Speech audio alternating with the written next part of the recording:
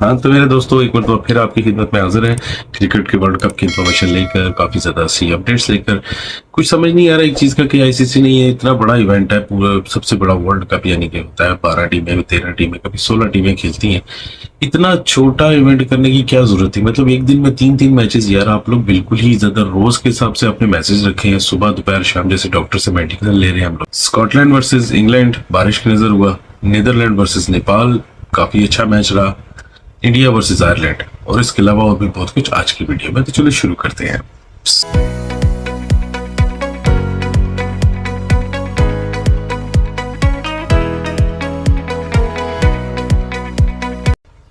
अस्सलाम वालेकुम, नमस्ते, सत श्री अकाल। कैसे हैं आप सब? उम्मीद करता हूँ कि सब खैरियत से होंगे, और अगर नहीं है तो हो जाए, क्योंकि वर्ल्ड कप स्टार्ट हो चुका है और दिल के हालात बहुत बुरे हो चुके हैं हम लोगों के। अरे कहना क्या चाहते हो? क्योंकि एक दिन में तीन तीन मैचेस की वजह से हम लोग को ये समझ नहीं आ रही कि क्या हो रहा है क्या नहीं हो रहा है। एक तो यूएसए की टाइमिंग ऐसी है, कई मुल्कों में कई अजीब सी टाइमिंग। अब ऑस्ट्रेलिया में मैं बैठा हूँ तो यहाँ पे मैचेस जो है वो रात को 11:30 पौने 12 बजे स्टार्ट हो रहे हैं। टेंशन नहीं लेने का, अपुन है ना। और वो सुबह 5 बजे तक जाते हैं। तो बहुत सी चीजें, बहुत सा अजीब व गरीब किस्म का हो रहा है सिस्टम।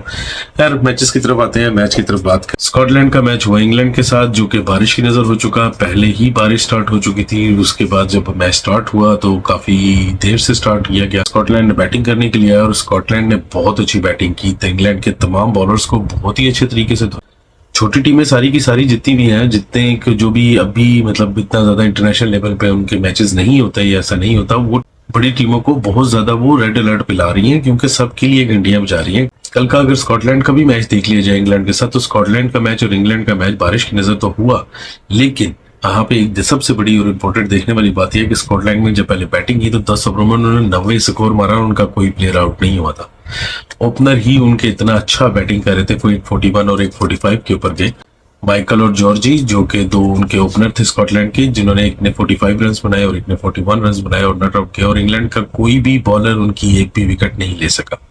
दोनों प्लेयर्स ने बहुत ही आउटस्टैंडिंग तरीके से हर बैट बॉलर को बहुत ही अच्छे तरीके से धोया, जिस तरह धोना कहते हैं। और ये चीजें जो सी हैं, ये आने वाली मैचेस में और आने वाली टीमों के लिए, अगर ये टीमें ऊपर आती हैं और आगे उनके साथ पूल मैचेस में मैचेस बड़ी टीमों के होते हैं, तो अगर इंग्लैंड के लिए इन्होंने ये हल किया है तो आगे बाकी टीमों के लिए भी सोचने वाली बात है कि ये क्या करेंगी। कुछ भी मैच बहुत अच्छा होता है, लेकिन अफसोस की बारिश की नजर हो गया और बिना रिजल्ट के दोनों को एक एक पॉइंट देकर आई थिंक अल्लाह के वाले कर दिया गया। जाओ बेटा बिस्तरे में घुस जाओ, रजाई में जाके कॉफी पियो और अच्छे तरीके से मैचेस को एंजॉय करो। बाकी दूसरा मैच हुआ नेपाल वर्सेस नीदरलैंड, जो कि बहुत ही मजे का मैच था। बहुत अच्छा लगा वो मैच देखकर, खासतौर पे नेपाल का क्राउड। नेपाल के क्राउड की बात की जाए तो चाहे वो ग्राउंड की बात की जाए या चाहे उनके शहर की बात की जाए, बहुत ही तेजी से वहां पे क्रिकेट को फरोग मिल रहा है। लोग बहुत ज्यादा क्रिकेट को एंजॉय कर रहे हैं और क्रिकेट में बहुत आउटस्टैंडिंग परफॉर्मेंसेज भी हो रही है। नेपाल की परफॉर्मेंस बहुत अच्छी थी कल समहाउ, लेकिन उनकी परफॉर्मेंस के बावजूद वो लोग मैच नहीं जीत सके। पर उनके क्राउड ने और उनकी आवाम जो कि घर में बैठी थी, यानी कि नेपाल में बैठे हुए थे और जो ग्राउंड में भी बैठे हुए थे, उन्होंने एक मरतबा तो पूरे ग्राउंड को हिला कर रख दिया। भाई साहब कुछ ज्यादा नहीं हो गया ये? मतलब कुछ भी। एक एक बॉलर, एक एक बैट्समैन नीदरलैंड के ने ये बयान देने पर मजबूर हो गए कि हम लोग आधे से ज्यादा टाइम में, तो खासतौर पर उनके बॉलर लोग हैं जिन्होंने 3 विकेट ली। अपने स्टेटमेंट में उन्होंने बोला कि अब इतना अच्छा क्राउड यूएसए में, इतना शोर मचाने वाला है और इतना जबरदस्त crowd, half of the time मैं यही सोच नहीं पा रहा था कि मैं कैसे बॉलिंग करूं या क्या करूं, क्योंकि शोर इतना ज्यादा था, प्रेशर इतना ज्यादा था। लेकिन उसके बावजूद समहाउ नीदरलैंड मैच जीत गया। नेपाल ने पहले बैटिंग की और 106 रन का टारगेट दिया और उनकी यार टीम आउट हुई 19.2 ओवर्स के अंदर। और फिर उसके बाद नीदरलैंड बैटिंग करने के लिए आई तो नीदरलैंड ने 109 रन बनाए 4 विकेटों के नुकसान के ऊपर 18 ओवर्स के अंदर। मैन ऑफ द मैच रहे टिम प्रिंगल्स, जिन्होंने 3 विकेट ली 20 रन देकर 4 ओवर्स में। लेकिन मैं थोड़ा सा यहाँ पे इनसे इख्तलाफ करूंगा, मुझे ये समझ नहीं है कि ऐसा क्यों किया गया, इस पर्सन को क्यों मैन ऑफ द मैच दिया गया। अभी आगे जाके आपको बताता हूँ और उसका कंपैरिजन करते हैं फिर दोस्तों मिलकर दोनों। बैटिंग की बात करें तो रोहित जी, वो ये इंडिया वाले रोहित नहीं, ये एक और रोहित है जो कि नेपाल की तरफ से खेलते हैं, जिन्होंने 35 रन बनाए। उसके अलावा करण, जिन्होंने 17 रन बनाए। और उसके अलावा गुलशन ग्रोवर नहीं या गुलशन कुमार नहीं, जो कि इंडिया की फिल्मों में काम करते हैं या इंडिया की फिल्मों को स्पॉन्सर करते हैं, वो नहीं है, उनके बारे में बात नहीं कर रहा। ये भी एक बैट्समैन है जिन्होंने सिर्फ 14 रन बनाए। तो तीनों प्लेयर्स की बैटिंग से आप देख सकते हैं कि नेपाल ने इतना बड़ा टारगेट सेट करने में किसी भी बैट्समैन ने इतना बड़ा किरदार अदा नहीं किया। वहीं पे अगर हम लोग नीदरलैंड की बॉलिंग की बात करें तो लोगन जिन्होंने 3 विकेटें ली, टिम जिन्होंने 3 विकेटें ली, पॉल जिन्होंने 2 विकेटें ली। अब मुझे ये चीज समझ नहीं है, जैसे मैंने पहले बताया कि टिम को किस चीज में मैन ऑफ द मैच दिएगा। लोगन जिन्होंने 18 रन पे 3 विकेटें ली, टिम ने 20 रन पे 3 विकेटें ली और पॉल ने जो है वो 19 रन पे 2 विकेटें ली। अब बात लोगन और टिम की जाए तो उस हिसाब से तो फिर लोगन का बनता था, क्योंकि 18 रन उन्होंने दिए और 3 विकेटें ली। लेकिन जूरी ने किस चीज के ऊपर, किस बिहाफ के ऊपर चेक कर टिम को man of the series match दिया। मैन ऑफ द मैच देने का वजह क्या थी, ये राज भी उनके साथ ही।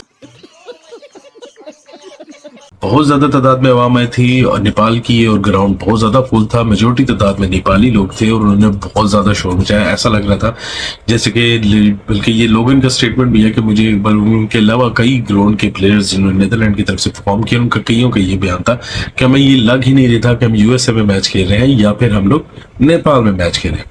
आउटस्टैंडिंग परफॉर्मेंस रही दोनों टीमों की तरफ से, बहुत अच्छा खेला, बहुत इंटरटेनिंग था।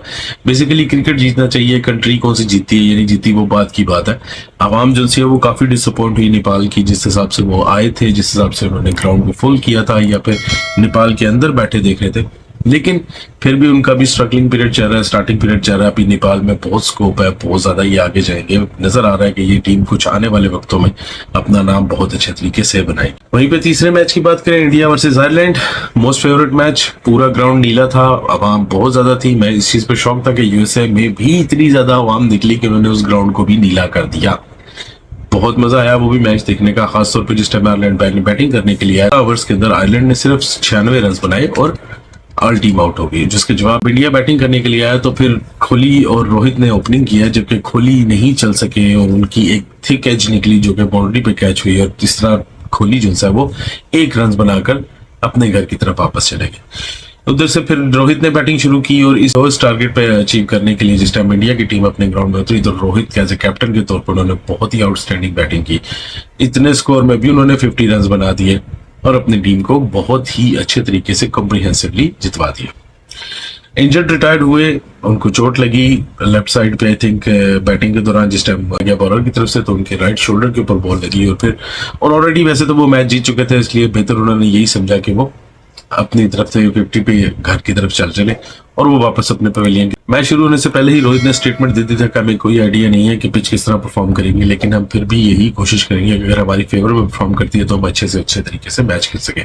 और वही चीज उन्होंने बताई। उनकी टीम पूरी की पूरी एक जान होकर खेली, बहुत अच्छा मैच उन्होंने परफॉर्म किया। आयरलैंड की टीम जो कि पाकिस्तान के लिए भी और बाकी टीमों के लिए भी किसी भी टाइम भी खतरा बन सकती है। पाकिस्तान के लिए तो खैर जो हुआ वो पिछले सीरीज में हमने देखा। उसके अलावा ये कह सकते हैं कि उन्होंने पाकिस्तान को भी टफ टाइम दिया था और बाकी टीमों को भी टफ टाइम देते हैं वो कभी भी, लेकिन इस बार वो नहीं चल सके पाक इंडिया की आउटस्टैंडिंग बॉलिंग के सामने, जिनमें main bowler of the match रहे बुमराह, जिन्होंने 2 विकेटें ली 6 रन देने के बाद। उसके बाद सबसे ज्यादा विकेटें ली मेरे दोस्त पांड्या ने 3 विकेटें आउट कर ली। भाईजान 3 विकेटें ले गया। पांड्या ने आते ही बताया कि मुंबई इंडियंस वाली सीन को छोड़ दें, या हम अब इंडिया के लिए खेल रहे हैं, अब हमारा एक दूसरे से कोई मसला नहीं है। रोहित और पांड्या के दरमियान कोई इतना क्लैश नहीं चला। वो अलग बात है कि वो दोबारा से जान रैम्बो की तरह पट्टी बांध के आए, बड़े अजीब से लग रहे थे हमारे वेस्ट इंडीज के प्लेयर पांड्या जो कि इंडिया की तरफ से खेलते हैं। उन्होंने 3 विकेटें ली, 3 प्लेयर्स को आउट किया और उसके साथ साथ वो T20 की फास्टेस्ट विकेट टेकिंग लिस्ट में तीसरे नंबर पर आ गए इंडिया के। मींस जो कि इंडिया के बॉलर्स में से तीसरे नंबर पर वो बॉलिंग पे आ चुके हैं जिन्होंने सबसे ज्यादा विकेटें ली है T20 के अंदर। बैटिंग की बात करें तो वहां पे आयरलैंड ने बैटिंग करते हुए गास ने पहले 26 रन बनाए, जोशुआ ने 14 रन बनाए, कैंपर ने 12 रन बनाए। आई थिंक कैंपर ही है, सॉरी अगर मैं गलत नाम ले रहा हूं तो। बॉलिंग में देखा जाए तो पांड्या जिन्होंने 3 विकेटें ली 27 रन देकर, मेरे दोस्त पांड्या फुल एक्शन में थे, क्या स्वैग था लड़के का। और फिर उसके बाद बुमराह जिन्होंने 2 विकेटें ली और अर्शदीप सिंह जिन्होंने 2 विकेटें ली 35 रन देकर। वहीं पे अगर इंडिया की बैटिंग की बात की जाए तो रोहित ने 52 रन बनाए और ऋषभ ने 36 रन बनाए। ऋषभ नॉट आउट गए, रोहित जो है वो इंजर्ड रिटायर हो गए। वहीं पे आयरलैंड की बात करें तो वाइट, मार्क और 2 बॉलर सिर्फ विकेट लेने में कामयाब हुए, क्योंकि इंडिया के 2 प्लेयर्स आउट हुए थे। एक कोहली आउट हुए और दूसरे आई थिंक इंजर्ड रिटायर हुए जो से वो थे। उसमें वाइट और मार्क इन दोनों ने 1-1 विकेट ली। वाइट मार्क दोनों अलग अलग हैं भाई, एक जगह पे नाम मत रखिएगा। वाइट यानी कि चिटा, मार्क यानी कि निशान। सॉरी ये मींस मार्क हो रहे हैं जिन्होंने 1 और विकेट ली। वाइट कैसे कैसे अजीब नाम रखते रहते हैं, गोरे समझ नहीं आती। जो चीज पास होती है उसी का नाम रख देते हैं। इस तरह हमारे यहाँ पाकिस्तान में पठानों के पास जो चीज होती है नजदीक, समंदर खान और गुलाब खान और आजम खान, उसी की तरह से ये भी वाइट और एलन वुड और पता नहीं क्या क्या नाम रखते हैं। तो उसमें सबसे मेन चीज और मेन बात, रोहित अपना T20 में 1000 रन बनाने में कामयाब हो गए। थोड़ा सा मेरे लिए हैरानगी था, मुझे लगा था कि बहुत पहले कर लिया होगा, लेकिन अभी पोस्ट देखी तो मुझे पता चला कि इन्होंने अभी 1000 रन कंप्लीट किए T20 में। और इस तरह अपना इंडिया पहले अपने पॉइंट्स को सिक्योर करने में कामयाब हुआ। T20 का अवाम बहुत खुश है, इंडिया के लोग बहुत खुश हैं, बहुत ज्यादा हाइप बनती जा रही है। बस ये समझ नहीं आ रही कि पाकिस्तान और इंडिया के मैच को लेके बिगेस्ट एवर राइवलरी क्या है, क्यों है, क्यों है, क्यों क्यों, बस नहीं समझ आ रही क्यों है। खैर, कल मैं एक वीडियो भी देख रहा था, इंडिया के एक क्रिकेट के बारे में अपडेट करते हैं। उन्होंने बताया कि पाकिस्तान जो है वो उनके ग्रुप पे मौजूद है। Thank you for the information, हमें नहीं पता था। वो इस चीज के ऊपर शर्त लगा रहे थे कि अवाम के साथ, कि मुझे क्या करता है कि इन 3 टीमों में से, इंडिया के अलावा यानी 3 टीमें जो सी हैं, उनमें से कितनी टीमें जो सी हैं वो पाकिस्तान को पेलेंगी। जी हाँ, ये उन्हीं के लफ्ज है, पेलेंगी, और उनका मतलब कि कौन कौन सी टीम पाकिस्तान को बाहर आएगी। तो भाई साहब कुछ नहीं कह सकते, जो हमारे हालात हुए मैं उनकी पोस्ट के ऊपर भी कुछ नहीं लिख सका, क्योंकि मुझे कुछ समझ नहीं आई क्या लिखूं क्या नहीं लिखूं। लिखना भी चाहिए कि नहीं, क्योंकि अभी कुछ भी नहीं कह सकते, क्योंकि यूएसए की टीम भी बहुत ही अच्छे तरीके से परफॉर्म कर रही है और बाकी टीमों ने भी बहुत ही अच्छी परफॉर्मेंस दी है। तो हमें तो फिलहाल थोड़ा सा डर लग रहा है। खैर, देखेंगे क्या होता है। वहां आज जिस टाइम मैं आपसे वीडियो रिकॉर्ड कर रहा हूँ उस टाइम पाकिस्तान का मैच भी होना है थोड़ी देर में, पाकिस्तान वर्सेस यूएसए। पता चल जाएगा हम कितने पानी में, हम क्या करते हैं क्या नहीं करते। बिगेस्ट ग्रेटेस्ट राइवलरी के लिए हम लोग हैं भी, या पता नहीं क्या है क्या नहीं है, पर जो भी है कम से कम इंडिया वाले तो थोड़े से इस चीज के ऊपर खुश है। एक और मौका, एक और चौका। खैर, मैच होगा यूएसए के साथ, पाकिस्तान वर्सेस यूएसए। ऑस्ट्रेलिया के टाइम 11:30 बजे, इंडिया के टाइम आई थिंक 8 बजे, पाकिस्तान के टाइम 8:30 बजे। इमाद वसीम अपने पहले मैच में से ही बाहर कर दिए गए, उनके लेफ्ट साइड पे इंजरी हो चुकी है। कुछ समझ से बाहर है मेरी ये चीज कि जिम के अंदर ये किस किस्म की एक्सरसाइजेस कर रहे हैं, ग्राउंड में किस किस्म की ये लोग प्रैक्टिस कर रहे हैं, कि अभी मैच शुरू नहीं हुए तो उनको इंजरियां शुरू हो चुकी हैं। अल्लाह खैर करे, देखते हैं आगे क्या क्या होता है। वैसे भी हमारी टीम के हालात बहुत खराब चल रहे हैं। आजम खान ने पिछले मैच में क्या किया वो आपके सामने था। शादाब और बाकी प्लेयर जो से हमारे 3 प्लेयर डक पर गए, 3 प्लेयर हमारे डक पर गए थे। खैर, देखते हैं आगे क्या होता है। कल मिलते हैं आपसे दोबारा अगले 3 मैचेस के साथ, जिसमें ऑस्ट्रेलिया का मैच था, पाकिस्तान का आज मैच होगा और एक और मैच हो चुका सुबह मॉर्निंग में, उसके बारे में कल डिस्कस करेंगे। तब तक अपना बहुत सारा ख्याल रखिएगा। अल्लाह हाफिज। को शेट ठोक दीजिए, महाकाल का ठोक दीजिए, 5000 लौटे।